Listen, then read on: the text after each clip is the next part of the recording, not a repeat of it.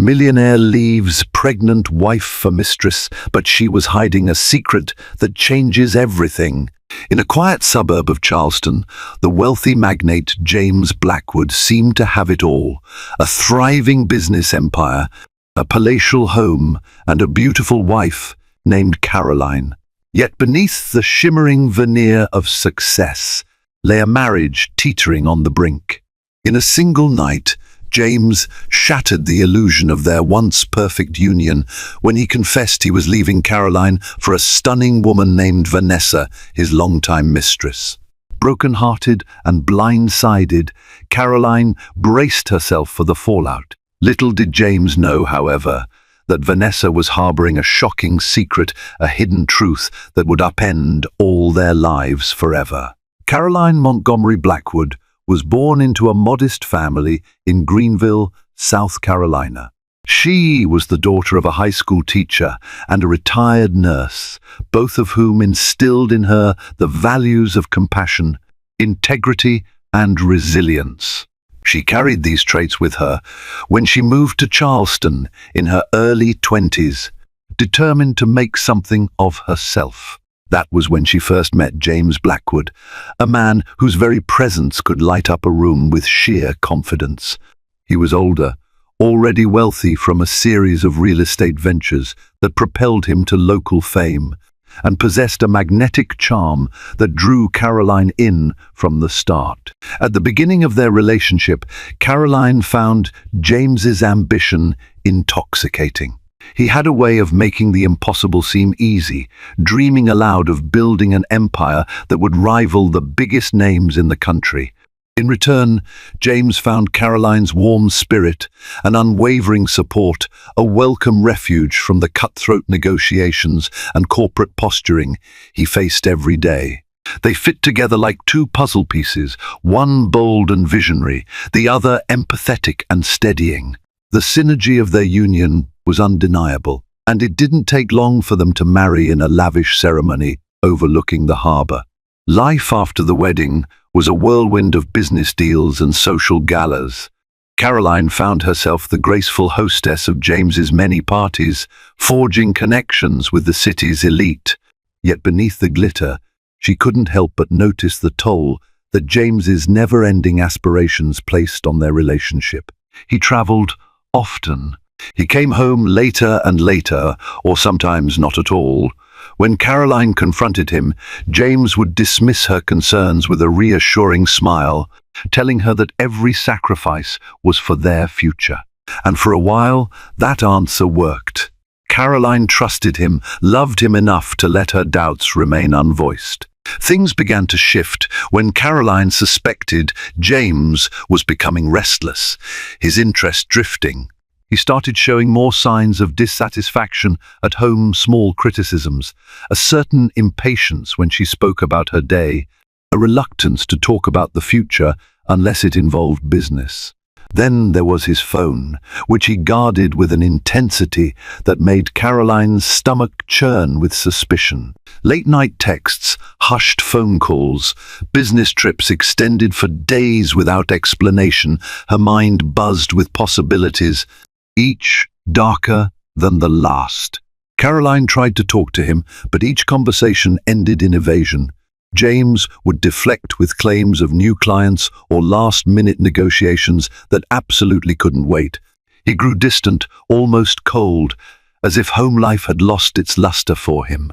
In many ways, he was already gone before the confession, before the heartbreak, before the raw devastation that was about to unfold. Caroline never imagined that a few hours later, on a night that began like any other, James would walk through their ornate front doors, take her trembling hands in his, and utter those fateful words, "I'm leaving you." The initial shock left Caroline speechless. Her palms went clammy, her heart thundered against her ribs, and she felt an inexplicable cold creep into her bones. James's voice echoed in her ears, "I'm leaving you," but the words didn't quite sink in. She stared at him, searching for the gentleness she once loved, hoping to find some trace of remorse or doubt. Instead, she saw only steely resolve, He explained he'd fallen in love with another woman, Vanessa Carter, and though he had planned a more gentle revelation, he couldn't stomach living the lie any longer. Caroline wished she could put a face to this name Vanessa. The only clues she had were scattered comments James once made about a brilliant marketing consultant he'd hired to revamp his real estate firm's public image. Caroline recalled one particular evening at a corporate gala when James introduced her to Vanessa. At the time, the name was fleeting, overshadowed by a swirl of introductions. Vanessa was a tall woman with striking features, honey brown hair swept into a sophisticated chignon, piercing grey eyes, and a captivating confidence. Caroline remembered her feeling slightly uneasy that night, but she dismissed it as mere self-consciousness. Now, all the pieces fit together in a puzzle that only spelled betrayal. Although she was crushed, Caroline found a glimmer of courage deep within. The next morning, she hired a private investigator named Mark Stevenson, a seasoned professional recommended by a friend who had gone through a similarly devastating divorce. If James was leaving, Caroline wanted to know what she was up against. Part of her felt guilty for stooping to secrecy, but she told herself this was self-preservation. After all, James had shattered their vows. The least she could do was protect herself. As Mark started digging, Caroline pored over bank statements and financial records. She discovered that James had been funneling money into a secret account for months, perhaps even years. She found suspicious cash withdrawals, hotel receipts, and flamboyant purchases she never saw brought into the home. A swirl of questions crowded her mind. Was their entire marriage a sham? How long had James been planning this exit? The house was eerily silent in his absence. She wandered from room to room, occasionally finding reminders of him, a tie slung over the back of a chair, a nearly empty bottle of his cologne in the master bathroom. The smell of him lingered in the air. Every detail was laced with heartbreak, but more than anything, it infuriated her. She promised herself that she wouldn't let him walk away scot-free if that was indeed what he was planning. Soon, Mark emailed her a hefty file. It contained photographs of James and Vanessa at an upscale restaurant, or stepping out of a black limo, or holding hands at a weekend getaway in Hilton Head. The timestamps showed their rendezvous going back nearly 8 months. Caroline stared at the images until her eyes burned. There, in front of her, was incontrovertible proof of her husband's betrayal. Yet for all its painful clarity, it was only the beginning. Unknown to both James and Caroline, Vanessa Carter had her own buried truths, ones that would force them all to confront a reality more shocking than anything they had imagined. While Caroline grappled with the remnants of her life, James was riding the wave of his newfound freedom, reveling in Vanessa's affections. He relocated to a penthouse suite at the Renaissance Hotel, offering panoramic views of Charleston's historic harbor. The move was as much about convenience as it was about flaunting his wealth. He had no intention of hiding his affair any longer. The tabloids got wind of it, running stories with titles like "Real Estate Mogul James Blackwood Splits from Wife," accompanied by speculative commentary on who the mysterious mistress might be. For her part, Vanessa played the role of supportive partner, helping James pivot his real estate brand into new territory. With her marketing expertise, they positioned his firm for explosive growth across the southeastern region. They were photographed at high society functions, arms intertwined, the glimmer of success sparking in their eyes. James felt invincible. He had money, influence, and a mesmerizing woman on his arm. In his mind, the world was at his feet. Yet, behind Vanessa's polished exterior lingered an anxiety she couldn't shake. She spent hours on the phone with someone whose number she never saved under a real name, always stepping out on the terrace to ensure James wouldn't overhear. Sometimes, in the hush of early morning, she would break down in silent tears. James noticed the occasional puffiness around her eyes, but chalked it up to the stress of launching his new marketing campaign. The truth was, that Vanessa was living a double life, a precarious balancing act that threatened to collapse under the slightest pressure. In a hushed meeting at a coffee shop outside the city, Vanessa met with a man named Thomas Carlyle. He was not a business associate, not a relative. He was, in fact, her husband. Their marriage was a secret she had kept from James from the very beginning. Thomas was no millionaire. He was a school administrator in Charlotte, leading a quiet, unassuming life. Their relationship had deteriorated in the past year, especially after Vanessa took on James as a client and frequently traveled between Charlotte and Charleston. Thomas demanded explanations. "When are you coming back? Are we even going to salvage what's left of us?" In desperation, he told her he would file for a legal separation if she didn't end whatever fling she was having. But Vanessa didn't give him a straight answer. Instead, she pleaded for time to solidify her position in James's life, time to secure a windfall that would change her future forever. Thomas was torn between anger and lingering affection. He had never seen his wife so fixated on someone else. Vanessa tried to ease his mind by painting a rosy picture. "I'm doing this for us, for our future," she insisted. But the words rang hollow. She was playing a dangerous game, torn between a stable past and the promise of an extravagant future. With every day that passed, the tension mounted, and she knew it was only a matter of time before her secrets erupted to the surface. Caroline had initially thought that once James left, her heartbreak would be the hardest challenge to face. But the endless legal obstacles soon overshadowed her grief. The divorce proceedings commenced at a furious pace. James's legal team moved swiftly, aiming for a rapid settlement that seemed designed to corner Caroline into an unfavorable deal.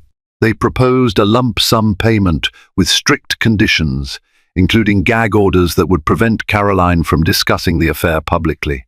It was a classic power play, silence in exchange for money. Yet Caroline wasn't alone. She had enlisted the services of an astute divorce attorney, Beatrice Langston, known for her fierce advocacy in high-stakes cases. Beatrice advised Caroline that patience was the key.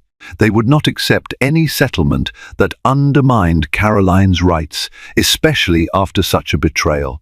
With Mark Stevenson's investigation steadily unveiling more evidence of James's financial manipulations, Caroline hoped to secure a fair division of property, if not more, given the marital misconduct. Amid the negotiations, Caroline started receiving anonymous letters in her mailbox. The envelopes had no return address, the contents typed on plain paper. At first, she assumed they were from some reporter digging for scandalous material, but the tone was oddly empathetic. "You deserve to know the truth," read one. Another wrote, "She's not who she claims to be." There was also a photograph, a candid snapshot of Vanessa Carter in a tearful embrace with a man Caroline didn't recognize. Intrigued, she handed these letters over to Mark. If someone was trying to send her a message, she intended to follow the lead. Meanwhile, James was oblivious to the shadows forming around him. He was too busy finalizing big real estate deals to notice Vanessa's restlessness or the many calls she stepped out to make. If he ever questioned her absence, she would lean in, brush her lips against his, and promise him it was nothing but work. James, infatuated and overconfident, never doubted her story. He believed he was the apex predator in Charleston's social jungle, certain that everyone else was simply trying to catch up. But the truth was that Vanessa wasn't merely stepping out for clandestine calls with her husband Thomas. She was also in contact with someone named Olivia Pierce, an ambitious tabloid journalist who had built her career exposing the secrets of Charleston's elite. Olivia had a knack for sniffing out salacious stories, and Vanessa was offering her a gold mine on James and, potentially, on the entire Blackwood empire. If Vanessa could spin the narrative in a way that benefited her, perhaps she could secure a massive payoff from James to keep quiet about her own hidden life. The stage was set for a perfect storm. Caroline felt more determined than ever to protect herself and uncover the full extent of James's betrayal. Vanessa was playing both sides, entangled in a web of deception that grew more complex with each passing day. And James, arrogant and unprepared, was about to find out that betrayal cuts both ways, that sometimes the betrayer becomes the betrayed. While Caroline wrestled with the remnants of her marriage, James reveled in the thrill of his newfound freedom. He had moved into a lavish penthouse suite at the Renaissance Hotel, drawn by its sweeping harbor views and social prestige. Ever since admitting he was leaving Caroline, he had immersed himself in his affair with Vanessa, convinced he had traded up for a more dazzling future. Vanessa was more than just his lover. A master of marketing strategy, she orchestrated campaigns that elevated Blackwood Enterprises, posting updates that showcased James's leadership and their shared vision. Together, they navigated Charleston's elite circles like a power couple on the rise, cultivating an image of unshakable unity. Yet behind Vanessa's polished veneer, an unease simmered. She took phone calls in hushed tones and ended them if James approached, her voice taut with urgency. Sometimes she would gaze out from the penthouse balcony, the harbor lights reflected in her troubled eyes. James noticed her pensive moods and occasional forced smiles, but her excuses, client calls, urgent deadlines, business negotiations always seemed plausible enough. Caroline, meanwhile, struggled through an echoing home that felt emptier by the day. The silent rooms were a stark reminder of the life she had once believed invincible. Photographs of happier times only sharpened the ache of James's betrayal. Determined not to be cast aside, she sought help from her lawyer, Beatrice Langston, and a private investigator named Mark Stevenson. In the quiet hours after sunset, they pored over bank statements, payment records, and suspicious receipts that painted an unsettling picture of James's clandestine spending. Each discovery stung. Weekend getaways at charming inns, extravagant jewelry bills, high-priced dinners at exclusive restaurants. Every line item screamed of a carefully concealed affair that ran deeper than Caroline had imagined. It wasn't merely that James had found someone new, he had siphoned off resources they'd once shared, funneling them into a hidden life. If Caroline wanted justice, she needed to act decisively. For James, however, life felt triumphant. Vanessa's marketing genius had won him fresh admiration among Charleston's elite. Newspapers ran stories lauding his vision and ambition, and he hosted lavish parties that only amplified his image as a bold entrepreneur. At these events, Vanessa played the role of elegant partner to perfection, her body language radiating confidence. Together, they accepted congratulatory handshakes and toasts, never betraying a single crack in their carefully curated facade. But as soon as the spotlight dimmed, Vanessa's composure waned. Her phone would buzz, and she'd retreat to secluded corners to speak in urgent, clipped tones. Now and then, James caught snippets. "Give me more time, or I can't do that yet," hints of a second life he couldn't fully comprehend. Whenever he confronted her with mild concern, she'd redirect him with a well-timed smile or a brush of her hand against his arm, lulling him back into complacency. Caroline spent her days and nights analyzing every document Mark brought her. The deeper they dug, the more the numbers told a damning story. Thousands spent on gifts, lavish hotel stays that spanned entire weekends, and inflated consulting fees addressed to Vanessa. While these discoveries pushed Caroline toward despair, they also strengthened her resolve. She was done letting James call the shots. If he was determined to make a spectacle of her loss, she would fight back with facts. Occasionally, Caroline heard whispered rumors that Vanessa might be deceiving James as well. A friend of a friend claimed to have seen Vanessa at a high-end lounge with a man who definitely wasn't James. Another source mentioned seeing them slip into a sleek, unmarked car before driving off. Though Caroline took such stories with a grain of salt, part of her couldn't help but feel a grim satisfaction at the possibility. At least James might learn what it was like to be on the receiving end of betrayal. James, for his part, dismissed any hint of Vanessa's possible indiscretions. Whenever the seed of suspicion threatened to sprout, he smothered it with self-assurances that he'd chosen a brilliant, ambitious woman. If she needed secrecy for her deals or marketing strategies, so be it. He told himself he was strong enough, confident enough, to handle any challenge she threw his way. Admitting doubt would mean questioning the entire foundation of his new life. One night, the quiet hush of the penthouse was broken by James's inability to sleep. He padded across the marble floors, intending to grab a glass of water, only to find Vanessa leaning over the balcony railing, phone pressed to her ear. Pale moonlight illuminated her tense features.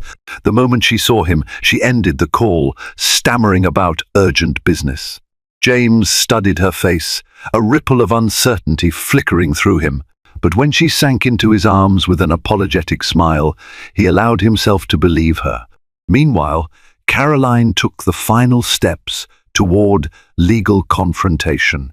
In Beatrice's law office, the two of them laid out evidence that suggested James had diverted marital assets to Vanessa's personal accounts. Page by page, line by line, the case against James grew stronger. Caroline felt a surge of righteous anger. He hadn't just broken her trust, he had attempted to undermine her financial security. If James thought he could discard her without consequences, he would soon realize how mistaken he was. Despite their differences, James and Caroline were both on converging paths, each propelled by forces they barely understood. James clung to illusions of Vanessa's loyalty, forging forward with grand business plans. Caroline, armed with mounting evidence, prepared for the day she would demand her due. And Vanessa herself loomed as a wild card, her secret phone calls and mysterious behavior threatening to unspool the narrative. Both James and Caroline believed they were living. In quieter moments, even James felt the faint tug of apprehension. He had staked everything on Vanessa, his heart, his reputation, his marriage. Could it be that he had misjudged her? The thought formed like a shadow in the back of his mind, swiftly dismissed before it could grow. He was James Blackwood, a man who prided himself on making the right moves. Doubting Vanessa would mean doubting himself. But storms rarely announce themselves gently. The layers of deceit that had been woven into James's flashy new life would not remain hidden forever. While Charleston's gleaming skyline offered a sense of continuity and grace, the undercurrent of secrets ran too strong to be contained. Each day brought the players in this twisted drama closer to a reckoning none of them could avoid. For Caroline, the battle lines were clear: stand firm, present the evidence, and refuse to be silenced by shame. For James, the future shimmered with promise, so long as he refused to look behind the curtain of Vanessa's perfect facade. And for Vanessa, juggling her various intrigues required increasingly careful maneuvers, lest the entire enterprise collapse under the weight of her own duplicity. The stage was set for a final confrontation that would test their resolve, expose their vulnerabilities, and determine the fate of all three. When the truth finally emerged, it would shatter more than one illusion and forever reshape the landscape of James and Caroline's once shared world. Their choices had led them here. Now they had to face the consequences. Over the following weeks, the tension between James and Caroline escalated as divorce proceedings ground on. Beatrice Langston, Caroline's lawyer, was unrelenting, demanding full disclosure of James's assets. James's legal team pushed back, insisting that many of his holdings were independently acquired before the marriage. But the more they argued, the more evidence emerged that contradicted his version of events. The pressure weighed heavily on James, fueling late-night arguments with Vanessa in their penthouse suite. Though James never admitted it aloud, a small voice in the back of his mind questioned whether leaving Caroline so abruptly had been wise. Meanwhile, Caroline and Mark Stevenson worked tirelessly to piece together Vanessa's connections. They discovered that Thomas Carlyle was legally married to Vanessa. The bank transfers showed that James had unknowingly been depositing sums of money into an account managed by Vanessa and Thomas. On paper, these transactions appeared to be for consulting fees, but Mark's investigation revealed that no real consulting took place. It was all part of a carefully orchestrated scheme. Caroline wrestled with the dilemma of how to use this information. She wanted James to see the light that he had abandoned his wife for someone who had no qualms about using him. But she also had to be strategic. If she could present this evidence in court at the right time, it could shift the divorce settlement dramatically. Yet Caroline was torn between her desire for vindication and a lingering sadness over the ruin of her marriage. She couldn't help but remember the early days, when James's eyes sparkled with ambition, and how they once dreamed of traveling the world together. Those memories haunted her, fueling a mix of love and hate she couldn't fully reconcile. Late one evening, as she reviewed a new stack of documents, Caroline received a call from an unfamiliar number. It was Olivia Pierce, the tabloid journalist who had been in contact with Vanessa. Caroline's heart pounded in her chest as she answered. Olivia, speaking in a hushed tone, revealed that Vanessa had been feeding her partial truths about James's finances. But Olivia suspected something bigger was at play. Vanessa's story kept changing, and Olivia's instincts told her that Vanessa was concealing crucial details. I think she's trying to manipulate the press and the courts to her advantage, Olivia said, hinting that she had enough evidence to blow the story wide open. Caroline felt a strange camaraderie with this journalist she had never met. They were both circling the same enigma, trying to understand Vanessa Carter's endgame. Olivia proposed sharing information in exchange for an exclusive angle on the developing scandal. Caroline hesitated. Did she really want to fan these flames in the media? But the truth was, the more that came to light about Vanessa's double dealings, the better chance Caroline had of leveling the playing field against James and his legal powerhouse. She agreed to meet with Olivia in person to explore their options. As she ended the call, Caroline stared at the city lights shimmering outside her window. The lines between ally and adversary blurred in this high-stakes game. With each new revelation, she realized she was only scratching the surface of the deception that ran deeper than she ever imagined. At a discreet diner on the outskirts of Charleston, Caroline finally met Olivia Pierce. The journalist was in her early 30s, with sharp blue eyes and a notebook perpetually at hand. Over cups of coffee that quickly grew cold, Olivia laid out her suspicions. Vanessa had told her that James was a controlling partner, that she was nothing more than a scapegoat for his questionable business practices. Yet the financial documents Olivia had obtained told a different story, one where Vanessa stood to gain significantly, possibly even more than James himself. Caroline felt a sinking dread. This wasn't just about a mistress siphoning money. It hinted at orchestrated fraud, with Vanessa weaving a web of lies around multiple players. Olivia admitted she didn't have all the pieces, but she did have a trove of texts and emails hinting at Vanessa's communications with someone named TC. Caroline's heart leapt at the initials Thomas Carlyle. Vanessa's been playing James and TC off each other, Olivia mused, and I suspect she's been stoking the divorce for her own purposes. If Vanessa timed her revelations to the press perfectly, she could walk away with a massive payday from James, either in hush money or a settlement disguised as a marketing payout. Caroline decided to show Olivia the evidence Mark Stevenson had compiled, the damning bank transfers to T. Carlyle, the private investigator's photographs of Vanessa and Thomas in secret meetings, and the mysterious letters hinting that Vanessa was concealing more than just an affair. Olivia's eyes widened. The puzzle pieces fit together too neatly to be mere coincidence. If we go public with this, it could destroy Vanessa's credibility and, by extension, blow up James's claims in the divorce, Olivia said. But it'll be messy. That was an understatement. Caroline stood at a crossroads. She had spent the better part of her adult life supporting James, building a life she thought was grounded in mutual respect, only to be discarded when a more convenient partner came along. She felt a deep-seated urge for justice or perhaps vengeance.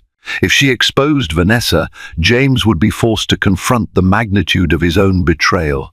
But there was no telling how that might influence the final settlement, or how the media frenzy might devour her own privacy.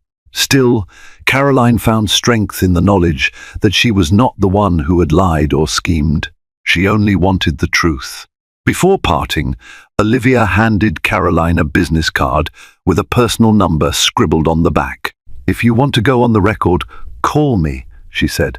Caroline nodded, grateful yet uneasy.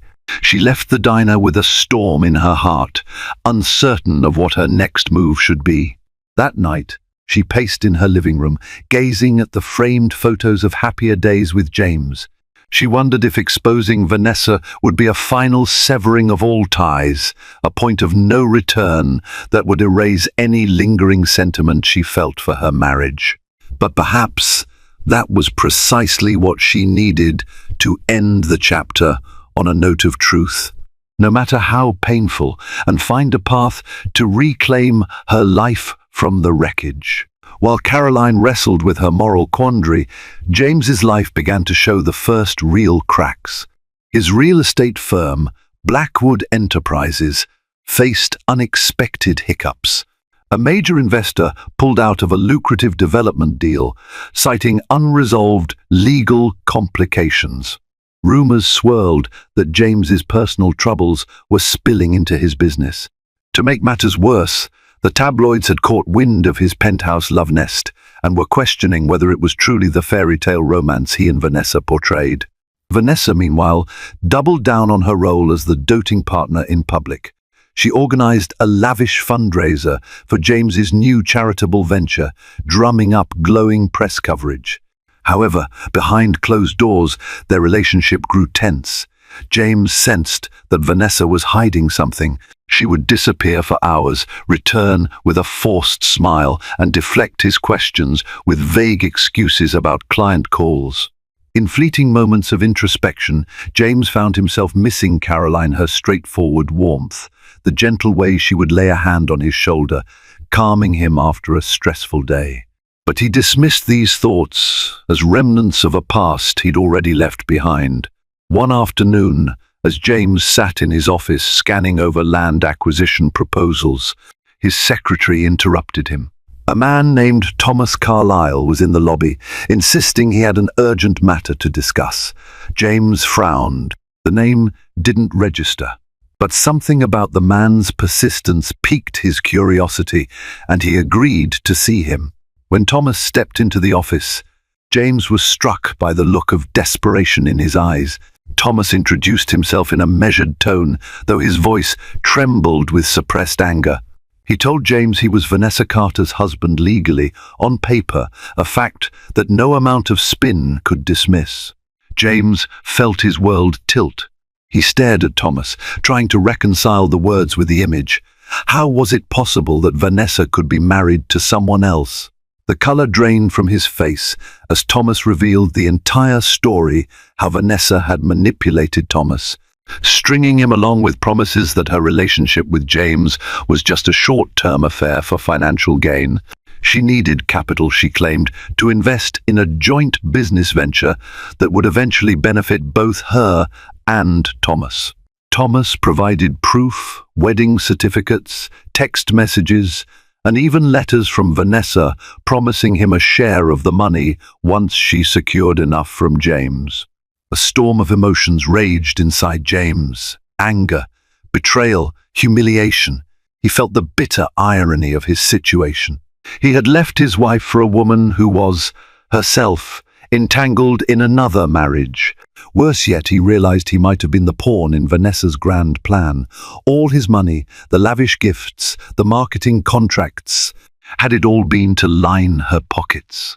Thomas revealed that he was done playing the quiet spouse. He wanted out of his toxic marriage and, in a twist, he offered James a proposition. If James paid Thomas a substantial sum of money, Thomas would disappear and relinquish any claims he had to Vanessa's potential earnings from James's businesses. Essentially, Thomas was extorting James. But from where James stood, it seemed like a lifeline, an opportunity to remove this man from the equation and salvage what remained of his pride. As Thomas left, James sank into his leather chair, reeling from the revelation. The mistress he had chosen over the only woman who ever truly cared for him was at the center of a web of lies. And there, in the middle of it all, he was left with nothing but regret and the looming threat of a scandal that could cost him not just his marriage, but the empire he had spent his life building. In the wake of Thomas's visit, James confronted Vanessa. He couldn't contain his rage as he hurled accusations at her, brandishing the documents Thomas had given him. Vanessa played it off at first, claiming Thomas was just a bitter ex who refused to move on. But the evidence was undeniable: wedding papers, shared financial accounts, and text messages confirming their ongoing relationship. Cornered, Vanessa switched tactics, sobbing dramatically, claiming that she had no choice but to keep Thomas at bay with money because he was threatening her. She insisted that her love for James was genuine, that she never meant for him to find out this way. James felt torn, a tempest of fury and hurt swirling within him. He demanded she leave the penthouse immediately. Vanessa's tears turned cold in an instant. Her wounded expression hardened, and she warned James not to make rash decisions. "I know more about your finances than you realize," she said, her voice quiet but seething with menace. "If you think you can just cast me aside without consequences, you're sorely mistaken."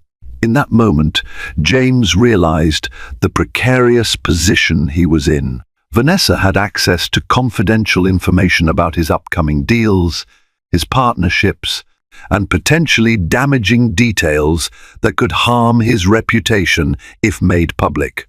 The memory of Caroline's unwavering support stung him like a fresh wound.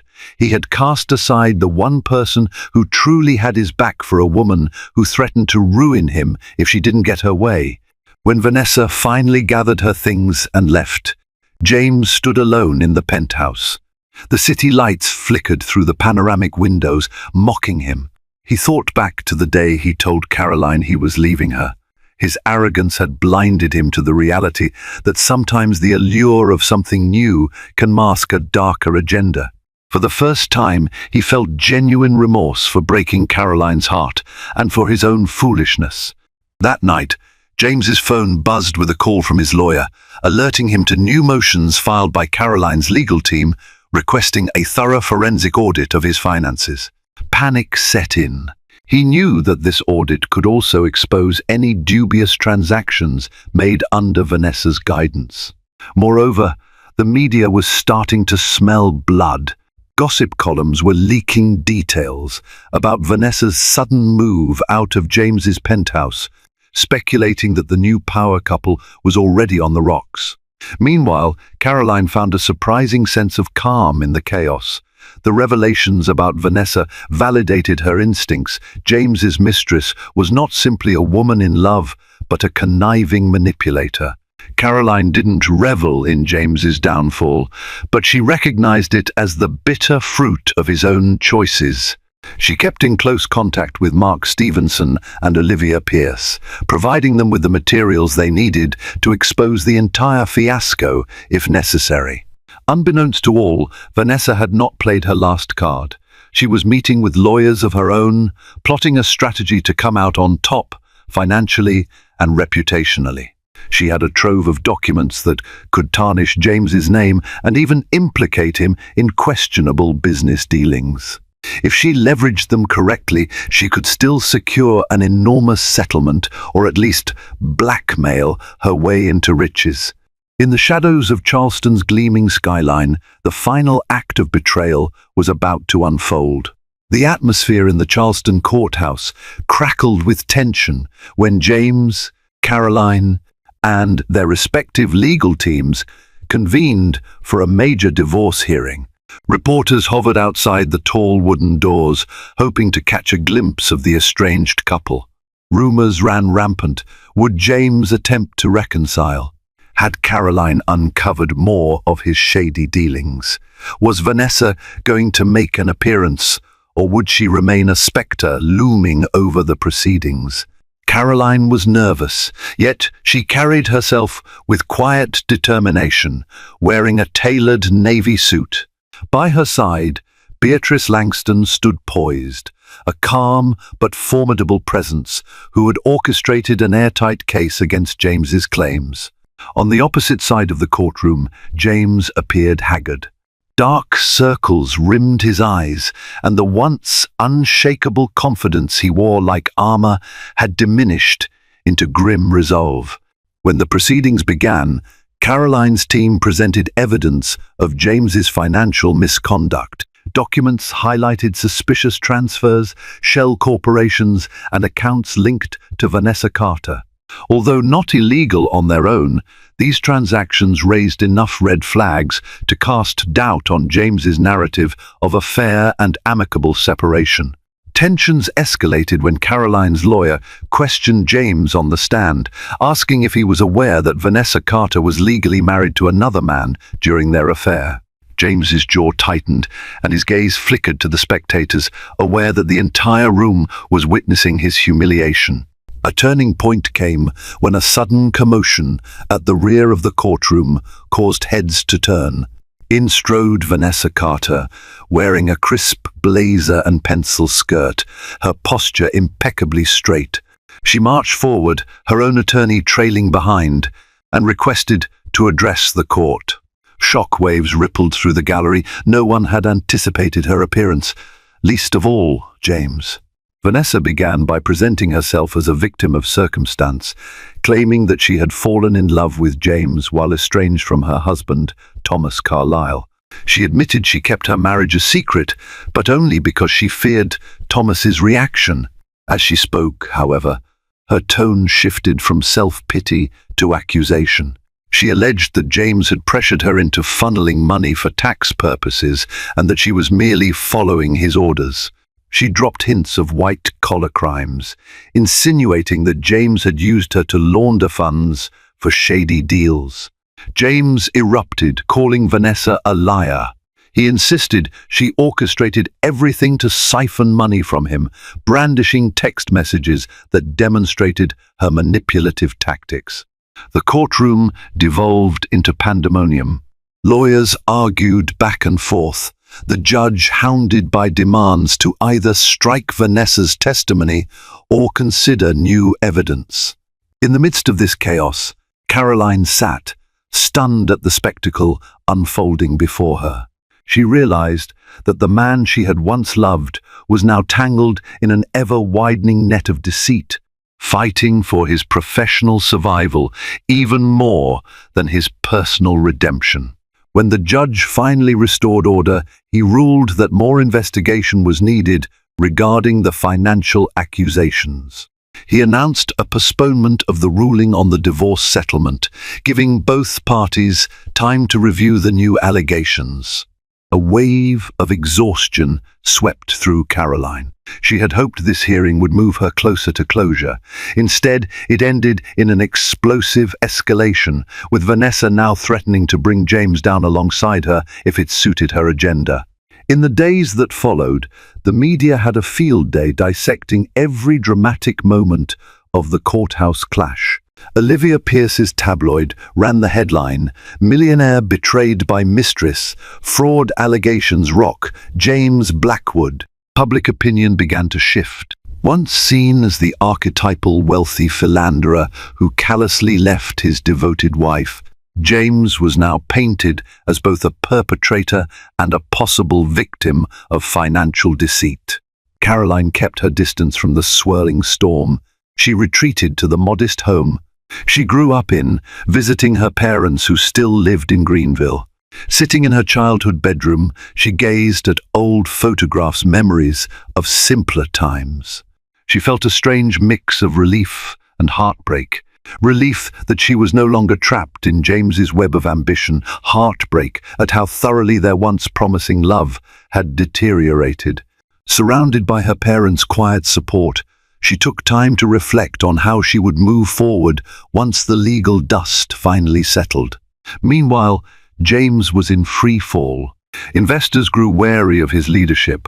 One by one, high-profile clients severed ties with Blackwood Enterprises, not wanting to be associated with scandal. Rumors circulated that James was liquidating assets to cover potential lawsuits, as well as to placate Vanessa and Thomas Carlyle, both of whom seemed eager to cash in on James's desperation. James scrambled to contain the damage, hiring a crisis management team and releasing carefully worded statements proclaiming his innocence. But the public was hungry for more salacious details, and no amount of polished PR could halt the speculation. Vanessa, ever calculating, saw an opening to leverage the chaos for her own benefit. If James was desperate, he might pay her handsomely to silence her allegations of financial impropriety, allegations that, whether true or not, could sink him. She arranged a covert meeting at a high-end restaurant, demanding a settlement so large it bordered on extortion. In return, she would sign a non-disclosure agreement about James's business practices. Cornered and furious, James agreed in principle, but insisted that she provide evidence that exonerated him from wrongdoing. They reached a tense stalemate, neither trusting the other enough to act first. While James struggled to juggle these ticking time bombs, a surprising ally emerged.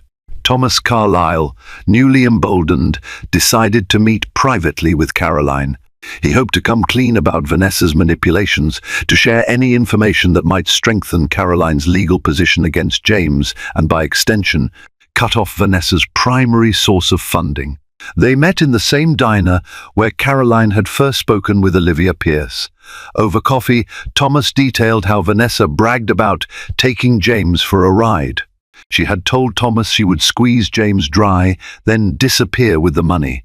Thomas himself wanted only one thing: to be rid of Vanessa and the toxic marriage they shared. He saw Caroline as the only person who could stand up to Vanessa and James in court with enough moral high ground to come out on top. Caroline listened carefully, her emotions a mixture of empathy for Thomas's plight and deep disdain for Vanessa's cunning. She realized that in a twisted way, all of them, Caroline, Thomas and James, had been Vanessa's pawns at one point or another. United by common betrayal, they forged a reluctant alliance. If they worked together to expose Vanessa's lies, perhaps they could free themselves from her manipulations once and for all. With the divorce hearing rescheduled for the following week, time was running out, and the stage was set for an explosive final confrontation that would decide the fate of everyone involved. On the day of the rescheduled divorce hearing, a hush settled over the courtroom as Caroline, James and their assembled legal teams waited for the judge. This time, Thomas Carlyle sat in the gallery, a silent presence bearing witness to the final reckoning. Vanessa Carter was also there, eyes cold, her lawyer whispering instructions. The tension was palpable. Like the quiet before a storm, the judge called the court to order, emphasizing the gravity of the allegations. Both sides were given the opportunity to present new evidence. Caroline's attorney began, methodically laying out the chain of bank transfers, linking Vanessa to Thomas Carlyle and tying them back to James's accounts. Screens displayed images of text messages and emails that Mark Stevenson's investigation had uncovered. Caroline sat with her eyes focused straight ahead, determined to see this through. Next, James's lawyer attempted to dismantle Vanessa's claims. He argued that Vanessa had manipulated James, forging documents and creating a narrative that painted him as complicit in financial fraud. A hush fell when James himself took the stand. Under oath, he admitted to leaving Caroline for Vanessa, but he also confessed that he had been blind to Vanessa's ulterior motives. He disavowed any wrongdoing in business dealings, blaming Vanessa for forging or doctoring certain records, an accusation that sent Vanessa into a fiery outburst. Security guards stood ready, anticipating the heated exchange. Vanessa then took the stand, her demeanor shifting from control to furious. She accused James of being the mastermind behind every shady transaction. Her attorney produced documents that cast doubt on James's innocence. The entire courtroom was caught in a volley of allegations and counter-allegations, each side hurling damaging evidence at the other. Observers whispered that this was more than a divorce. Hearing it was a high-stakes showdown where no one would walk away unscathed. Then came the moment Thomas Carlyle stepped up, choosing to speak as a witness. Everyone watched in suspense, aware that Thomas's testimony could tilt the scales one way or another. He took the oath and proceeded to recount his conversations with Vanessa, revealing how she had planned to extort James from the start. Text messages he presented showed Vanessa bragging about milking James's fortune. She even explained her strategy in detail, how she would push Caroline into a bitter divorce, ensuring James stayed reliant on her marketing skills and locked in a cycle of guilt and secrecy. The revelation exploded like a firecracker. Vanessa's face blanched. She tried to interrupt, yelling that Thomas was lying. But the judge sternly called for order. The evidence was overwhelming and meticulously organized. In a final blow, Caroline's attorney revealed that, thanks to Thomas's cooperation, they possessed timestamps and digital footprints, confirming that Vanessa, not James, had initiated many of the questionable financial transactions. What followed was a flurry of legal deliberations. The judge, appalled by the manipulative tapestry laid bare, ruled that the divorce settlement should heavily favor Caroline, given the emotional distress and financial risks James had subjected her to. As for Vanessa, she now faced potential lawsuits for fraud, among other charges. The judge made it clear that further criminal investigation might follow, and that no settlement with James would protect her from that scrutiny. In the aftermath, James sat in stunned silence. His empire lay in tatters, his reputation marred, and he was saddled with a gargantuan divorce payout. Caroline stood up from her seat, tears threatening to spill, but held at bay by relief. She glanced once more at James, feeling a strange pang of pity. In the end, they both lost something precious, but only one of them had a chance to rebuild without the burden of betrayal hanging over their head. Outside the courtroom, the flash of cameras greeted Caroline. She took a deep breath, grateful for the swirl of fresh air. Beatrice Langston gently guided her away from the throng of reporters. Nearby, Thomas stared at Vanessa, who glared back at him before storming off, her future uncertain. Quietly, Thomas nodded to Caroline, and they parted ways. Caroline exhaled, realizing the weight she had been carrying for so long was finally lifting. The world spun on, the sun shone overhead, and in that moment, the possibility of a new beginning felt more real than ever. In the end, James Blackwood learned a harsh lesson. In betraying Caroline for the illusion of something grander, he himself became the ultimate victim of deceit. Caroline, once cast aside, discovered her own strength and walked away not just with a fair settlement, but with the empowerment to forge a new path. Vanessa's secret, which she thought would be her golden ticket to fortune, proved to be her undoing, unmasking her as a cunning manipulator willing to betray anyone, including her own husband. Thomas, for a shot at wealth. Thank you for joining us on this roller coaster of love, betrayal, and redemption. If this dramatic story captivated you, be sure to like, share, and subscribe to our channel for more stories that dive deep into the complexities of human relationships. Your support helps us bring you more intriguing tales. Stay tuned for more jaw-dropping stories and see you in the next video. The soft hiss of a zipper cutting through the midnight silence of a $30 million Tribeca penthouse was the only sound Gideon Roth made.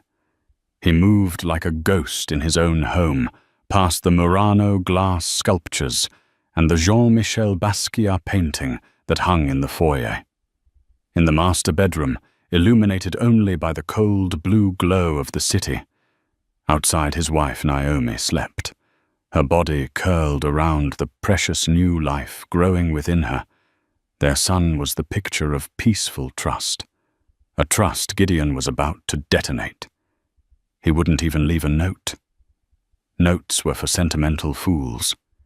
He was leaving a life behind, and by morning, the only evidence of his departure would be the empty space beside his sleeping, pregnant wife. The air in the penthouse was chilled to a precise 68 degrees Fahrenheit, a temperature Gideon insisted upon for optimal sleep. Tonight, however, the cold felt different. It was the sterile, unforgiving cold of a decision made. Gideon Roth, CEO of Nexus Capital, and a man whose face had graced the cover of Forbes under the headline, "The Digital Midas," was performing the final, quietest act of a meticulously planned betrayal. His bag, a sleek leather weekender from Bottega Veneta, was already packed.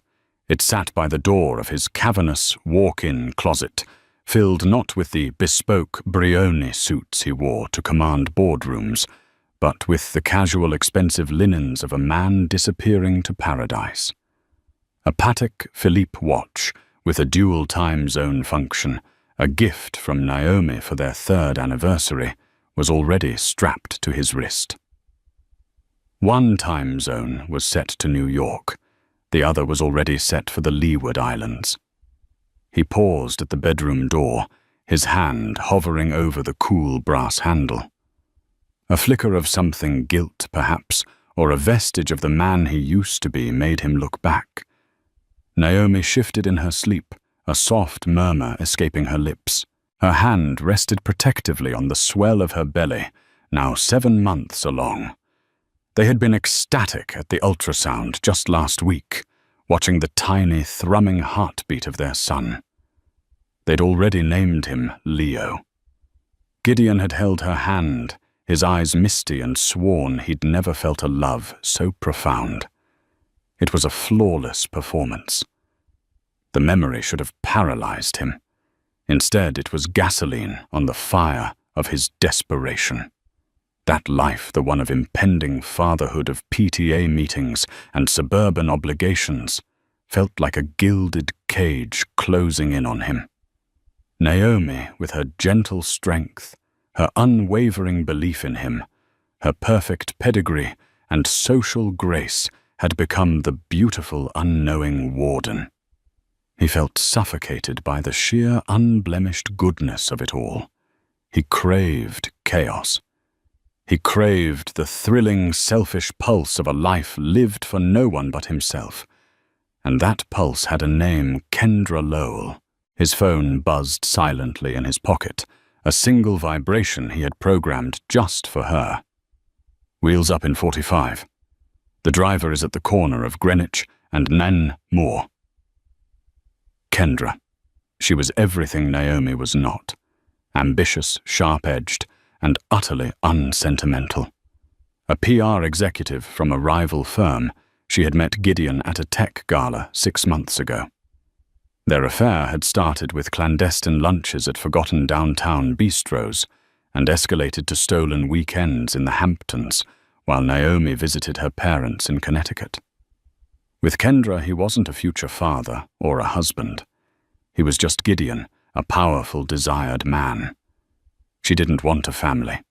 She wanted the world, and she saw him as the rocket to get her there. He knew it, and he didn't care. Her ambition was a mirror to his own. He pulled the bedroom door shut with an almost imperceptible click. In the hallway, the sterile silence of the apartment seemed to judge him. Every piece of art, every custom-designed piece of furniture was a testament to the life he and Naomi had built. A life he was now throwing away like a losing stock. He slipped on his driving loafers, grabbed the bag, and walked towards the private elevator that opened directly into his apartment. As he pressed the button, his reflection stared back at him from the polished bronze doors, a handsome man in his late 30s, his dark hair perfectly styled. Even at this hour, his jaw set. He looked like a man in complete control, but inside his heart hammered against his ribs a frantic drumbeat of fear and exhilaration. The elevator descended a smooth, silent drop from his life in the sky to the waiting escape on the street. He stepped out into the pre-dawn chill of Manhattan. A black Cadillac Escalade was idling exactly where Kendra said it would be. The driver, a discreet professional from a private service he didn't recognize, stepped out and took his bag without a word. Gideon slid into the plush leather interior. The city lights blurred as the car pulled away from the curb. He didn't look back at the monolithic glass tower where his pregnant wife slept, dreaming, he presumed, of the perfect life they shared. He couldn't afford to. He took out his phone and typed a single message to Kendra. "On my way. Burn the ships." Her reply was instantaneous. "The fires are already lit, baby." A slow smile spread across Gideon's face. It was done. He was free. Or so he thought. The Gulfstream GC650 cut through the stratosphere, a silver needle stitching a path from the cold reality of New York to the fantasy of St. Bart's. Inside the world was champagne and soft leather. Kendra Lowell was draped across the seat opposite Gideon, her long, tanned legs propped up on the edge of his. She was wearing a silk jumpsuit that shimmered under the cabin's soft lighting, and her laughter was as bright and bubbly as the Dom Perignon in her flute. "To us," she said, raising her glass. "To new beginnings, and to never having to check into a hotel under the name Mr. Smith again." Gideon clinked his glass against hers. "To St. Bart's." He watched her as she sipped her champagne, her eyes sparkling with triumph. Kendra was beautiful, undeniably so, but her allure was more than just physical. It was her razor-sharp ambition, the way she looked at the world as a series of objectives to be conquered. She had conquered him, and it was a surrender he had welcomed. "Did you—" she began, her voice dropping slightly, the only hint of vulnerability she ever showed. "She was asleep," Gideon said, cutting her off. He didn't want to talk about Naomi. He didn't want to picture her waking up reaching for him and finding only cold sheets. "She won't know anything until morning. By then we'll be having breakfast overlooking the Caribbean." Kendra's smile returned brighter than before. "Good, no loose ends. My boss at Edelman is going to have a conniption when he gets my resignation email. But then again, dating the CEO of Nexus Capital is a bit of a conflict of interest. Wouldn't you say?" "Ex-CEO soon enough," Gideon mused, swirling the scotch in his tumbler. That was part of the plan. He had already set in motion his sabbatical. He would step down citing personal reasons and burnout, handing the reins to his competent but uninspired COO Robert. He had liquidated a significant portion of his personal stock portfolio over the past few months, funneling the money into untraceable offshore accounts. He had built an empire, and now he was walking away with a king's ransom. The flight passed in a haze of alcohol and intoxicating plans for the future. They talked about buying a villa in Monaco, a yacht to sail the Greek islands, attending the Cannes Film Festival, not as guests, but as power players. It was a fantasy woven from money and ego, and for Gideon, it was the perfect antidote to the quiet domestic life that had begun to feel like a death sentence. They landed at Gustav III Airport, the notoriously short runway, a thrilling welcome to the island. A private concierge met them on the tarmac, whisking them through customs and into a waiting Range Rover. The villa was a modernist masterpiece carved into the cliffs of Gouverneur, with an infinity pool that seemed to spill directly into the turquoise sea. "It's perfect," Kendra breathed. Walking through the open-plan living area and out onto the sprawling terrace. "I had it booked for weeks," Gideon said, coming up behind her and wrapping his arms around her waist. He inhaled the scent of her perfume, a heady mix of tuberose and ambition. This was real. The weight of his other life was an ocean away. The first 24 hours were idyllic. They swam in the pool, drank rosé on the sun-drenched terrace, and made love with a desperate energy, as if to physically erase any lingering trace of his past. Gideon felt a lightness he hadn't experienced in years. He didn't check his New York phone, which he had powered down and tucked into the bottom of his suitcase. He was off the grid. He was a new man. The first crack in the perfect facade appeared the next afternoon. He was lounging by the pool while Kendra was on a video call with her lawyer, finalizing the details of her wrongful termination suit against her old firm, a golden parachute she'd engineered with Gideon's help. His burner phone, a simple prepaid device for emergencies, buzzed on the table beside him. It was a number he didn't recognize, but the New York area code sent a jolt of anxiety through him. He ignored it. It buzzed again. And again. On the fourth call, he answered, his voice clipped. "Hello. Is this Gideon Roth?" The voice was professional female and unfamiliar. "Who is this?" "My name is Dr. Lena Hansen. I'm Naomi Roth's obstetrician. I'm calling because we had her 30-week scan scheduled for this morning and she missed the appointment. We've been unable to reach her on her cell or the home phone. Given the circumstances, we thought it best to try her emergency contacts." Gideon's blood ran cold. "The circumstances? What circumstances?" "It was a high-risk appointment, Mr. Roth. We noted a slight arrhythmia in the baby's heartbeat last week and wanted to monitor it closely. It's likely nothing, but we never advise missing these scans. Is Naomi with you?" "Is she all right?" The world tilted on its axis. An arrhythmia. Naomi had told him the doctor said everything was perfect. Had she been protecting him from worry? Or had she simply not wanted to burden him? The image of her alone in that vast apartment, possibly worried or unwell, pierced through his bubble of selfish bliss. The baby. Leo, his son.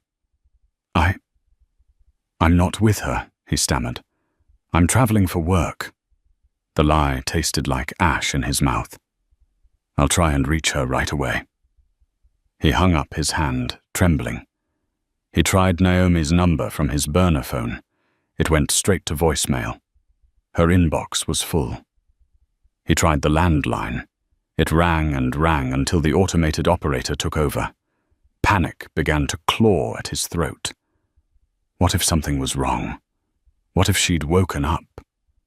Realized he was gone, and the shock had sent her into premature labor. What if she was hurt alone, unable to call for help? Kendra finished her call and sauntered over, stretching languidly like a cat. "Good news. They're settling." "Who was that?" "Wrong number." Gideon lied, his mind racing. The paradise he had built was suddenly a prison. The sun felt too hot, the sea too loud. The beautiful woman beside him looked like a stranger. In that moment, he realized that you can't burn a ship if your entire life is still on board. He had to go back. He had to make sure she was okay. He would tell her some lie, a sudden unavoidable business crisis in Zurich. He was good at lying. He just needed to see her to know that she and the baby were safe. Then he could disappear for good. Change of plans. He said, his voice strained. We have to go back.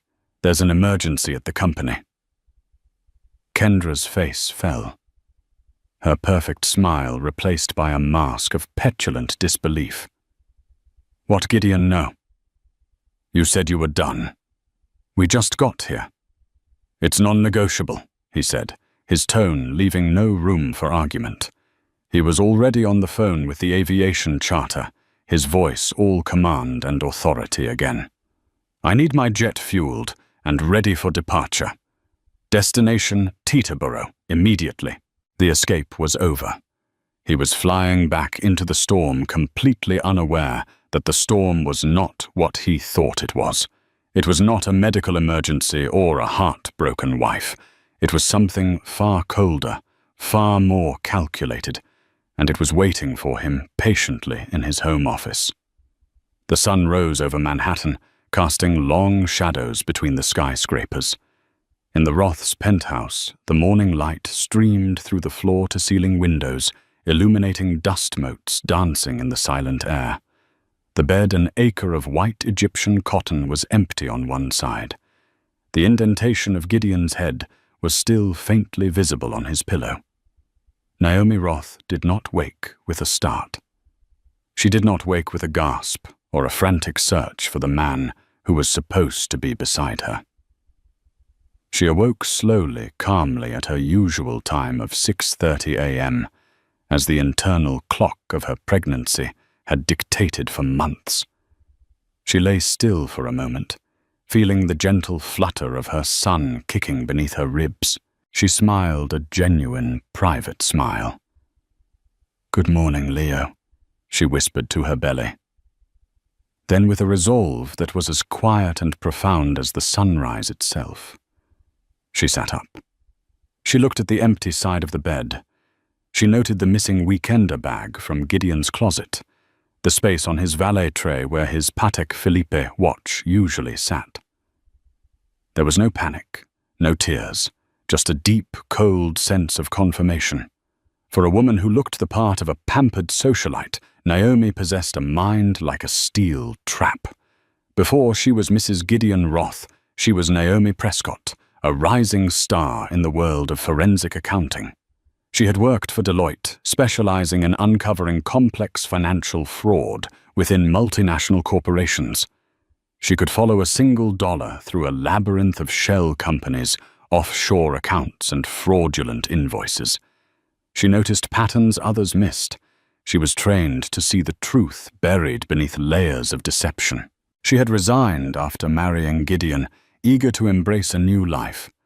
But the skills once honed never truly dulled. And for the past 4 months, she had been conducting the most important investigation of her career, her own husband. It had started with a subtle tell. A second phone she'd found charging in his gym bag, which he'd clumsily explained away as a dedicated international line for a sensitive deal in Singapore. Then came the unusual cash withdrawals from a secondary account, large, sporadic, and always just under the $10,000 federal reporting limit. To anyone else, they were nothing. To Naomi, they were red flags. She didn't confront him. She didn't cry or scream. She observed. She became the ghost in her own marriage, silently gathering data. While Gideon slept, she used her knowledge of his habits. His passwords were all variations of his first dog's name, and the year he founded his company, to access his personal accounts. What she found was a meticulously constructed secret life. She hired a private investigator, a discreet ex-Mossad agent named Ari, who charged a small fortune and was worth every penny. Ari had provided the name Kendra Lowell. He provided photos of them at a secluded hotel in the Berkshires of Kendra, driving a new Porsche Cayenne, a car registered to a Delaware-based LLC that Naomi quickly traced back to a slush fund Gideon had set up years ago.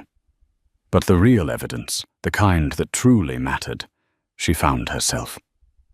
Digging into Nexus Capital's financials, she discovered a pattern of consulting fees being paid out to that same LLC. Gideon was embezzling from his own company, siphoning millions of dollars to fund his affair and build his escape hatch. He was a brilliant CEO, but a sloppy criminal, blinded by arrogance. He never imagined his gentle art history major wife would be capable of untangling his web. He had catastrophically underestimated her. This morning was not a discovery. It was an execution. She rose from the bed and went not to the phone to call her friends in a panic, but to her home office. She bypassed the sleek Mac on her own desk and went to Gideon's imposing mahogany desk. She turned on his computer. A moment later, she was past his firewalls, her fingers flying across the keyboard. She downloaded the final pieces of evidence from the keylogger she had installed on his machine a month ago, transcripts of his encrypted chats with Kendra, his recent liquidation of personal stocks, the wire transfers to accounts in the Cayman Islands. It was all there. A complete portrait of a man dismantling his life in preparation for a new one. At 7:15 a.m., she missed a call from her obstetrician, Dr. Hansen. She saw the name flash on the screen and silenced it. She had fabricated the arrhythmia story and told the doctor's office last week that she would be unreachable for a few days due to a family matter, asking them to please try her husband's number if they needed anything for scheduling. It was a cruel, necessary breadcrumb, a way to puncture his bubble of paradise and reel him back. At 8:00 a.m., she called her lawyer, Benjamin Carter, a bulldog of a man who specialized in high-asset divorces. "He's gone." "Ben," she said, her voice steady. "He left last night. The plan is in motion. The documents are ready." Naomi Carter's voice crackled over the phone. "Are you sure about this?" "Once we file, there's no going back."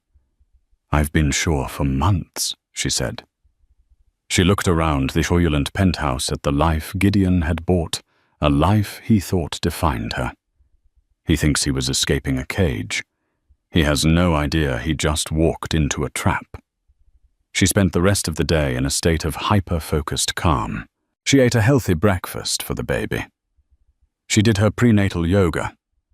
She packed a small bag for herself, not with designer clothes, but with essentials. A laptop, several hard drives, and a thick file folder bound with a rubber band. She wasn't a woman scorned. She was a predator whose prey had finally taken the bait. While Gideon was flying back across the Atlantic, fueled by a manufactured panic, Naomi was preparing the battlefield. The confrontation wouldn't be a tearful showdown in their bedroom. It would be a corporate execution in the one place he felt most powerful, his office. And she would be the one holding the axe. The descent into Teterboro Airport was turbulent. The Gulf Stream shuddered as it passed through a thick bank of clouds, and for Gideon the physical jolts were a perfect match for the chaos raging in his mind. The idyllic haze of St. Bart's had evaporated, replaced by the cold, sharp-edged panic of a man whose carefully constructed worlds were about to collide. Kendra sat across from him, sullen and silent. She had barely spoken a word since his abrupt decision to leave. Her arms were crossed, her face a mask of bitter disappointment. The dream had lasted less than a day. "I don't understand why I couldn't just stay at the villa," she said for the 5th time, her voice tight with resentment. "You could have handled this and come back." "It's complicated, Kendra." Gideon snapped, his patience worn thin. My COO is calling a snapboard meeting. Something about a potential hostile takeover bid. It's all hands on deck. I need to be there. This was the lie he had settled on during the frantic flight. It was plausible urgent, and painted him as the indispensable hero swooping in to save his company. It was a much better narrative than I panicked because my pregnant wife's doctor called. He had even called his COO Robert and left a vague authoritative voicemail about rumors and the need to circle the wagons, laying the groundwork for his story. So this is it. Then Kendra asked, her voice laced with accusation. We run away, and the first sign of trouble you run right back. This isn't running back, he insisted, leaning forward. This is protecting the assets. Our assets. The money, the resources for our future. It's all tied to Nexus. I have to put this fire out, and then I'm done. I promise. She looked at him, her sharp eyes searching his for any sign of weakness. She was a transactionalist at her core. As long as the ultimate payout was secure, she could tolerate a delay. Finally, she nodded. Fine. But you're putting me up at the Mandarin Oriental. And this had better be quick, Gid. As soon as the jet's wheels touched the tarmac, Gideon's world split. He became two men. One was the suave lover, ushering Kendra into a waiting town car, with a kiss and a promise to call her as soon as he was free. The other was the worried husband, pulling out his New York phone and dialing Naomi's number with shaking hands. Still voicemail. He called the doorman at their building. Frank, it's Gideon Roth. Have you seen my wife this morning? Oh yes, Mr. Roth. Good morning, sir. Mrs. Roth left about an hour ago. A car picked her up. A car. Did you see what kind? A black town car, sir. Looked like a corporate service. Relief washed over Gideon, so potent it almost made him dizzy. She was okay. She was up and about. She must have just gone to her doctor's appointment late. The arrhythmia was probably nothing, just as the doctor said. He had panicked over nothing. The guilt was instantly replaced by a fresh wave of irritation. He had cut his trip short, upset Kendra, and flown for 6 hours, all for a missed appointment. He got into his own waiting car, a sleek Audi A8, and barked directions to his driver. Nexus building, and step on it. During the drive into the city, he rehearsed his story for Naomi. He would be the hero. He'd heard about the takeover bid and had to come back immediately. He would express profound regret for not being able to tell her before he left, framing it as a selfless act to protect her from stress during the pregnancy. He would shower her with affection, promise her a makeup trip to any destination she desired. He would be so convincing, so loving, so utterly in control that she would never suspect a thing. By the time he was done, she would be apologizing to him for causing him to worry. His phone rang. It was Robert, his COO. Gideon. Thank God. What is this about a takeover? My phone has been ringing off the hook all morning. I've spoken to our largest shareholders, and no one has heard a thing. Are you sure your source is reliable? Gideon's brow furrowed. He had expected Robert to have heard the same rumors he had planted. Just get the board on a conference line for 3 p.m.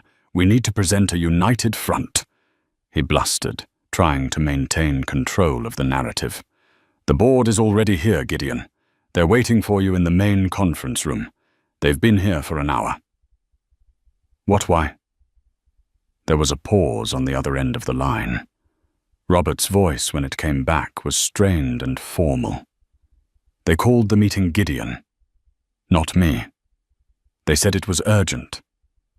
They said it concerns your leadership. The blood drained from Gideon's face. This was not part of the plan. A board meeting called about him. It made no sense. He had delivered record profits for 10 consecutive quarters. He was the golden boy of fintech. He arrived at the towering glass headquarters of Nexus Capital a few minutes later. The lobby felt different, the usual deference of his employees replaced with nervous, averted glances. As he strode towards the executive elevators, his assistant, a young, perpetually terrified man named Peter, intercepted him. "Mr. Roth. They're waiting in the Olympus room. And, sir, your wife is here." Gideon stopped dead. "Naomi.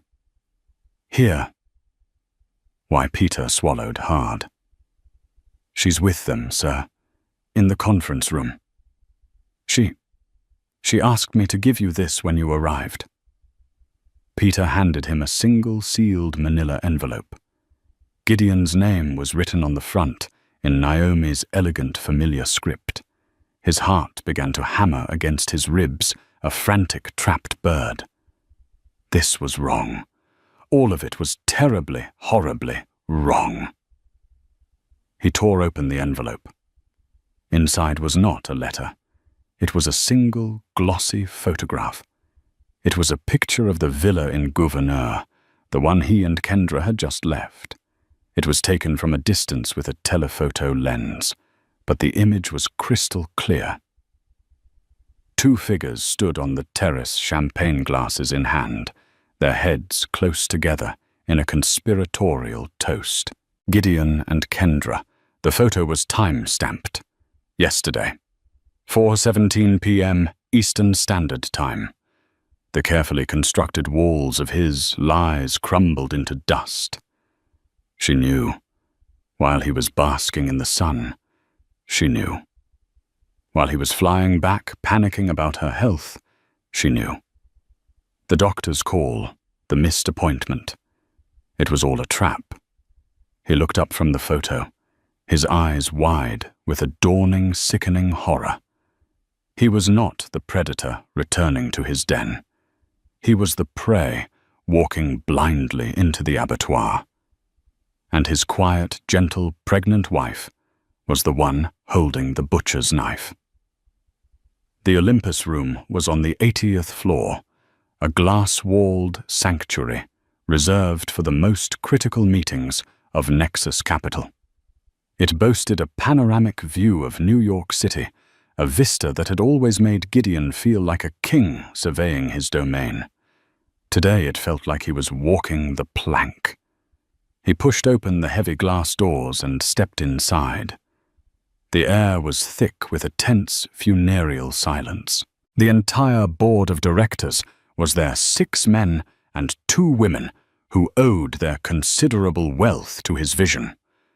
They were seated around the massive granite table, their faces grim and unreadable. They did not look at him. Their eyes were all fixed on the person standing at the head of the table in the spot usually reserved for him. It was Naomi. She was wearing a simple but elegant navy blue maternity dress. Her hair was pulled back in a neat chignon, and her expression was one of serene, chilling composure. She looked directly at Gideon, her gaze not fiery with anger, but cold with the detached precision of a surgeon about to make the first incision. Beside her stood her lawyer, Benjamin Carter, his arms crossed, looking like a vulture, ready for a feast. Gideon Naomi said, her voice calm and even, echoing slightly in the silent room. "Thank you for joining us. Please take a seat."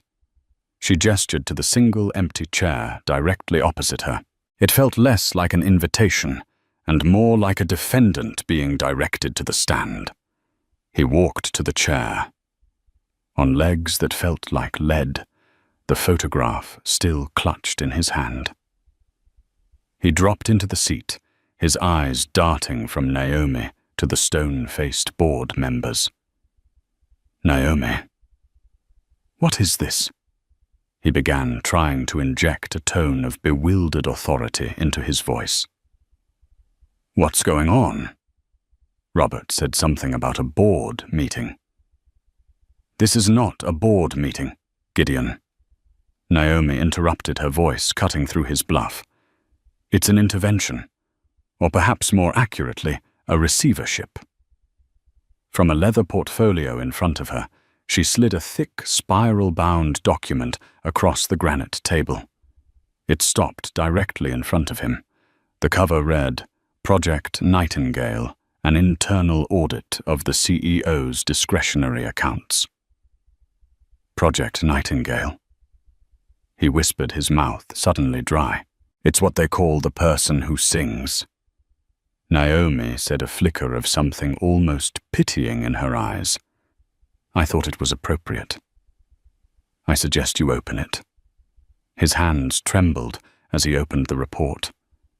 It was his entire secret life laid bare in spreadsheets, charts, and financial statements. It was all there. The Delaware LLC, Lowell Holdings, the Porsche Cayenne, the wire transfers to the Cayman Islands, the fraudulent consulting fees paid out from Nexus Capital's accounts. It wasn't just evidence of an affair. It was a meticulously documented case of felony embezzlement. Page after page, his crimes were laid out in the cold, irrefutable language of forensic accounting. Naomi had missed nothing. She had tracked every dollar, every secret transaction, every lie. She had even included a projected timeline of his planned sabbatical, cross-referencing it with the liquidation of his stocks and the offshore transfers, presenting it as a clear plan to abscond with company funds. How he breathed, looking up at her, his mind reeling. How did you? You thought I spent my days planning charity galas and picking out nursery colors. Didn't you? Naomi said, her voice still quiet, yet it filled the entire room. You forgot who I was before I met you. You saw what you wanted to see, a beautiful, supportive, and slightly naive wife to complete the picture of your perfect life. An asset. You catastrophically misjudged your asset, Gideon. She then turned her attention to the board. For the past 4 months, she announced, her voice gaining strength and authority. I have been conducting a private investigation into my husband's financial activities, both personal and corporate. What I found was a systematic pattern of fraud and embezzlement, totaling over $18 million from Nexus Capital. A collective gasp went through the room. Board member Harold Chen, an old friend of Gideon's father, looked pale. This report, Naomi continued, gesturing to the copy in front of Gideon, contains irrefutable proof of every transaction.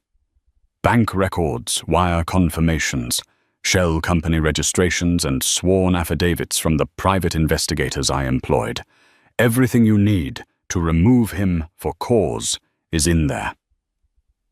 Gideon felt the floor drop out from under him.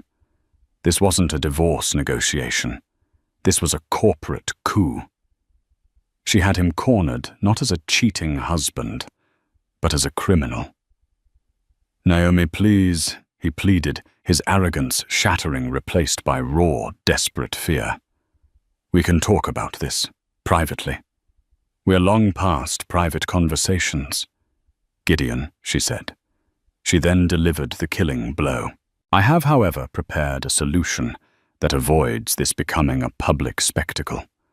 Because despite your actions, I have no desire to see the father of my child in prison, or to have the value of this company and my son's future inheritance destroyed by a federal investigation. Benjamin Carter stepped forward, placing a second, much thinner folder on the table. This is a post-nuptial and severance agreement. The lawyer stated, his voice booming in the silence. Mr. Roth will resign as CEO and from the board effective immediately. He will plead no contest in our divorce proceedings, citing irreconcilable differences. He will forfeit 75% of his personal assets, including all Nexus stock, to a trust established for his and Naomi's child, Leo Roth. The remaining 25% will be used as restitution to the company to repay the funds he misappropriated. He will cede all rights to the Tribeca penthouse and all other shared properties. In exchange for his full and immediate compliance, the findings of Project Nightingale will be sealed, and this board will agree to frame his departure as a voluntary resignation for personal health reasons. It was a complete and total annihilation. He would be left with nothing. No job, no money, no home. He would be erased. "You can't do this," Gideon stammered, looking around at the board members, searching for an ally. He found none. They stared back at him with the cold eyes of investors who had just seen their life's work threatened by the very man they had trusted to protect it. Naomi picked up a pen from the table. She held it out to him. "You have two options, Gideon," she said, her voice devoid of all emotion. "You can sign this document, walk out of this building with what's left of your dignity, and start over. Or you can refuse, and Mr. Carter will walk these findings over to the U.S. Attorney's Office for the Southern District of New York. The choice is yours. You have 5 minutes." The king was checkmated. The master of the universe had been outmaneuvered. He looked at his wife, truly seeing her for the first time. He saw the brilliant, ruthless strategist. She had always been the woman he had been too arrogant and self-absorbed to ever truly know. And in her eyes, he saw the reflection of his own ruin. The 5 minutes Naomi gave him felt like both an eternity and a split second.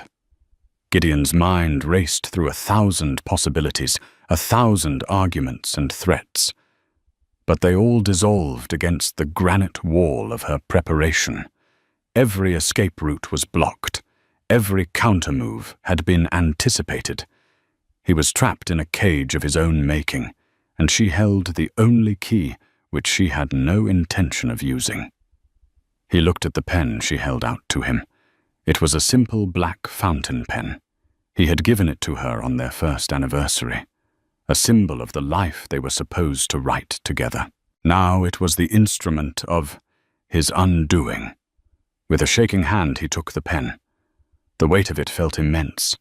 He flipped to the last page of the agreement, his signature line waiting like an open grave.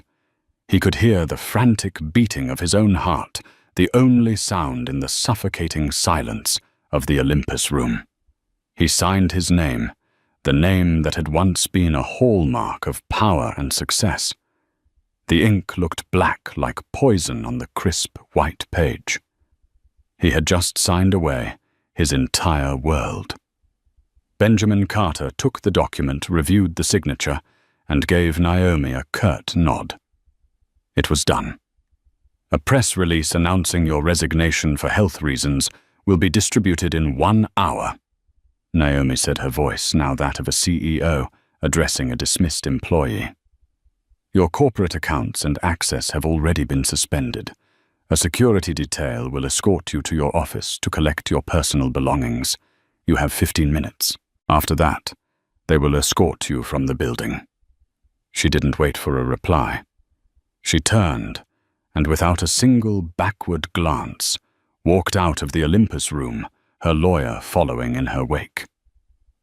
The board members, as if released from a spell, began to murmur amongst themselves, avoiding his gaze. Robert, his COO, and now his successor, gave him a look that was a mixture of pity and contempt. The walk to his office, flanked by 2 stoic security guards, was the longest walk of his life. Employees peered out from their cubicles, whispering. The news was already spreading. The king was being deposed, paraded through his own fallen kingdom. His office, once his sanctuary, felt alien. Naomi had been thorough. His personal laptop was gone. The family photos on his desk were gone. All that remained were the trappings of his job industry awards, deal trophies, a whiteboard covered in now meaningless projections. He numbly packed a few personal effects into a cardboard box, a framed photo of his late father, a couple of books the pen Naomi had left behind. 15 minutes later, he was standing on the curb outside the Nexus building holding a small, pathetic box of memories. The city bustled around him, indifferent to his spectacular fall from grace. He had no car, no driver. He was just another man on a New York street. He pulled out his burner phone and dialed Kendra's number. He needed someone, a familiar shore in this shipwreck. She answered on the second ring, her voice impatient. "Gideon. Are you done? I'm bored to death in this hotel room and the room service is mediocre." "It's over, Kendra," he said, his voice hollow. "Great. So what's the plan? Are we going back to St. Bart's tonight?" "No, you don't understand," he said, the words catching in his throat. "Everything is gone. The company, the money, the apartment, all of it. She took it all." There was a long silence on the other end of the line. He could practically hear the gears turning in her mind, recalculating, reassessing her investment. "What do you mean she took it all?" Kendra's voice was sharp, stripped of its seductive warmth. "What about the money in the Caymans?" "Our money. It's part of the settlement." "Restitution," he choked out. "It's gone." Another pause, colder and longer than the first. When she finally spoke, her voice was unrecognizable. It was the voice of a creditor calling in a bad debt. "So let me get this straight," she said, her words dripping with venom. "You blew up your life, you brought me along for the ride, and you're walking away with nothing." "You have nothing. He started, but he had no answer. "You are a fool, Gideon," she hissed. "A weak, pathetic fool. Don't ever call me again." The line went dead. He stood there, phone in hand, as the full weight of his isolation crashed down upon him. He had betrayed his loyal, brilliant wife for a woman who had just discarded him like a bad investment the second his stock plummeted. He had traded a priceless treasure for a worthless piece of glass. He had nowhere to go. He couldn't face his parents. His friends were all business associates who would scatter now that he was powerless. He started walking with no destination in mind, just one of the millions of anonymous faces in the urban sprawl, a ghost haunted by the empire he had built and lost in a single day. The silence from Naomi was more damning than any scream could ever be. She hadn't just divorced him, she had deleted him. 6 months later, the city had shed its autumnal colors for the stark, crystalline beauty of winter. The frantic energy of Manhattan felt a world away from the quiet, tree-lined streets of Brooklyn Heights, where Naomi now lived. The Tribeca penthouse, a monument to a life that no longer existed, had been sold. Its cold, minimalist spaces and ghost-filled memories were traded for the warmth of a 4-story brownstone with original moldings and a small, snow-dusted garden out back. The air here smelled of old wood lemon polish and faintly of the baby powder and milk that now defined Naomi's world. Her life was no longer measured by galas and board meetings, but by feeding schedules and the miraculous weight of a sleeping child in her arms. Leo Prescott. Roth had arrived in late November, a healthy 7-pound declaration of the future. He was a perfect fusion of his parents, possessing Gideon's dark, thick hair and expressive brows, but with Naomi's calm, unnervingly perceptive grey eyes. Sometimes, when she looked at him, A pang of the past would echo in her heart, a phantom limb of a life she'd been forced to amputate. But then he would grasp her finger with his tiny, perfect hand, and the ghost would recede, replaced by a love so fierce and absolute it felt like the sun. This was her new empire. Not a glass tower scraping the sky, but the four walls of a home filled with light and the soft gurgle of a happy baby. Her days were a peaceful rhythm of domesticity, but her mind remained as sharp as ever.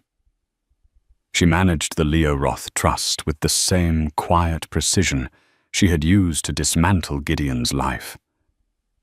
She had weekly calls with Robert Nexus Capital's new CEO. Her input, subtle but incisive, guiding the company her son would one day inherit. She had transformed from a silent partner into a silent ruler, her power more profound for being unseen. She was not a woman recovering. She was a woman remade, forged in the fires of betrayal, and stronger for the heat. One crisp December afternoon, she decided to take Leo for a walk. The air was frigid, but the sun was bright, glinting off the icy branches of the trees in the park. Leo was nestled in his stroller, swaddled in a cashmere blanket, his rosy cheeks the only part of him visible beneath a tiny woolen hat. The rhythmic crunch of Naomi's boots on the frosted path was a soothing percussion to the quiet of the day. It was a moment of perfect, earned peace. Her phone vibrated in her pocket.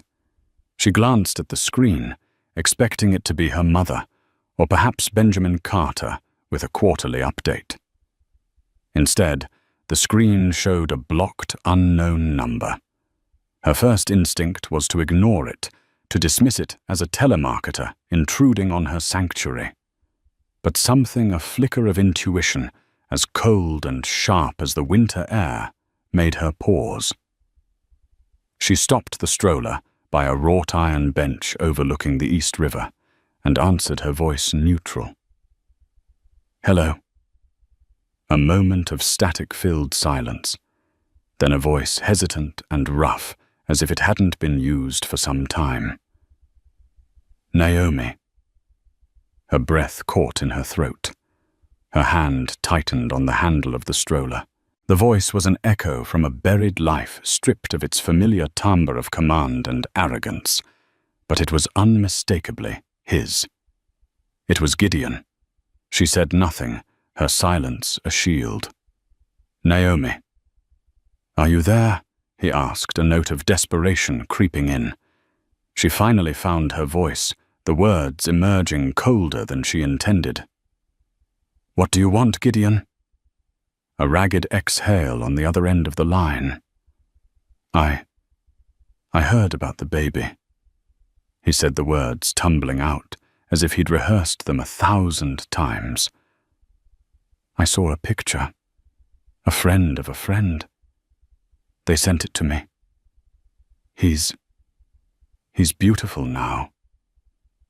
The old nickname, once a term of endearment, whispered in the dark, now felt like a trespass, a violation of the new life she had so carefully constructed. "He is," she replied, her voice flat. She looked down at Leo, who stirred slightly in his sleep, his little mouth making a soft, sucking motion. She felt a surge of protectiveness, so intense it was almost painful. I'm in a program," Gideon continued, his voice cracking. "A 12-step thing. For a lot of things. My therapist calls it pathological narcissism, ego, sex addiction. I'm trying to really understand why I did what I did, why I threw away everything." He paused, and she could hear the hollow sound of the room he must be in. "I'm working a job at a hardware store out in Queens, stocking shelves, mixing paint. It's humbling. Naomi imagined it Gideon Roth, the man who wore $10,000 suits and commanded billion-dollar deals wearing a canvas apron, his hands dusty with spackle. The image should have brought a sense of satisfaction of schadenfreude. Instead, she felt a profound and weary sadness. The waste of it all. "I know I have no right to ask this," he said, his voice dropping to a raw whisper. "I know I gave up everything. I forfeited my rights. I signed the papers. But I was wondering if maybe someday, far in the future, I could see him. Just once. I don't want anything. I won't ask for money or forgiveness. I just want to see my son." The plea hung in the frozen air between them. Her mind, the forensic accountant's mind, saw it as a negotiation, a first move in a long game to re-enter their lives. Her heart, the mother's heart, heard only the broken plea of a father. She looked across the river at the Manhattan skyline, the glass towers like shards of a distant, painful memory. She had won. She had taken everything from him, just as he had planned to do to her. She had the power, the money, the control. And most importantly, she had their son. She could just say no. She could hang up the phone, block his number, and he would have no recourse. It would be a clean, final act of erasure. But then she looked down at Leo's sleeping face. She saw the shape of Gideon's jaw in the soft curve of her son's, the shadow of his brow over eyes that were all her own. One day, this tiny, innocent being would grow up. He would ask questions. He would have a void in his life in the shape of a father, and that void could fill with anger, with resentment, with a confusion that could poison him. Denying Gideon completely might protect her. But would it truly protect her son? Her entire plan had been about securing Leo's future. What kind of future would it be if it was built on a foundation of her own bitterness, however justified? The final act of her victory, she realized, could not be vengeance. It had to be grace. "Leo deserves to know his father," she said, finally, her voice clear and steady, the decision settling within her, solid and sure. "But you won't be his father until you become a man he can be proud of. You won't be the man on the cover of Forbes, and you won't be the man who stocks shelves in Queens. You have to become someone new." She could hear him holding his breath on the other end of the line. "So keep working your program," she continued, her voice, the sound of steel wrapped in velvet. "Stay sober. Find a life that has meaning beyond a balance sheet. Build something real, something that comes from your hands and your heart, not your ego. When you've done that for a long, long time, years, Gideon, you can call me again, and we'll see." It was not a yes. It was not forgiveness. But it was not a no. It was a chance, a sliver of light at the end of a long, dark tunnel of his own creation. It was more than he deserved, and it was a final, quiet testament to the strength of the woman he had so profoundly misunderstood. A choked, ragged sound came through the phone. A sob. "Thank you, Naomi," he whispered the two words, carrying the weight of his entire fallen world. "Thank you." She ended the call without saying goodbye, and slid the phone back into her pocket. The sun was beginning to set, painting the sky in hues of orange and violet. She adjusted Leo's blanket, shielding him from the wind that swept off the river, and began to walk again.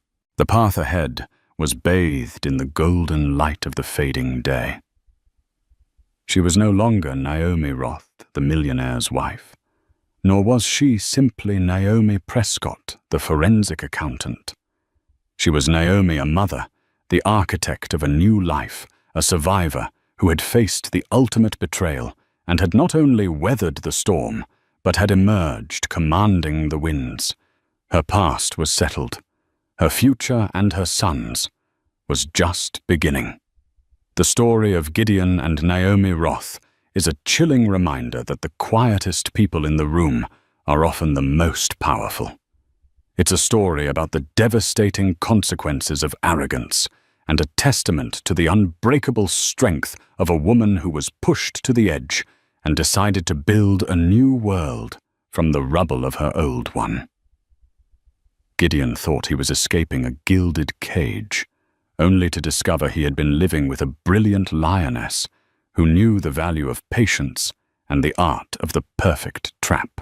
His betrayal was loud and reckless. Her response was silent, strategic, and absolute. What would you have done in Naomi's shoes? Could you have maintained such cold, calculated composure in the face of such a deep betrayal? Let us know your thoughts in the comments below. If you were captivated by this story of deception and empowerment, please smash that like button. Share this video with someone who loves a good story, and make sure you hit subscribe and ring that notification bell. We have more tales of real-life drama and shocking twists coming your way, and you won't want to miss a single one.